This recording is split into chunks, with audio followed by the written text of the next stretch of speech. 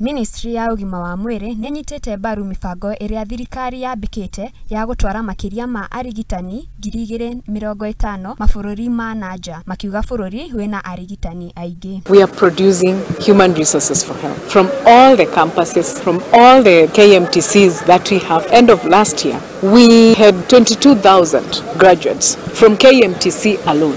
Maya mokite rere ministry ino enyihetie mateta ma ikundi cia magavana kuona ati undu uyu ni ugucungirira ukunderu wa arigitani ministry-ini ya ugima wa mwiri.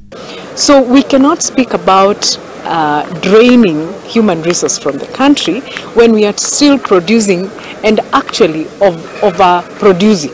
Mere Muthoni na uria ni mwandiki mukaru wa motungata ma mwiri kuri muingi akinyita Mbaru uhoro uyu ni ugite kwina wongerereku wa arigitani o mwaka undu uria ugacirithitie ugima mwega wa mwiri. The quality of care that will be in the health facilities. Remember, we need better structures in those facilities. We need qualified staff in those facilities. We also need better equipment in those facilities and the overall general approach to a patient.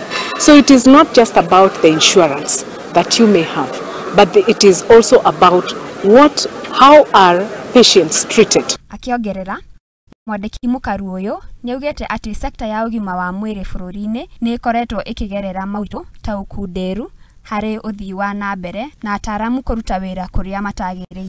We have dilapidated equipment that may give even wrong diagnosis, and this is what we are trying to cure.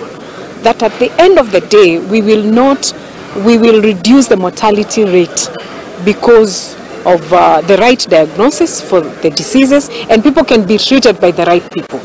We don't want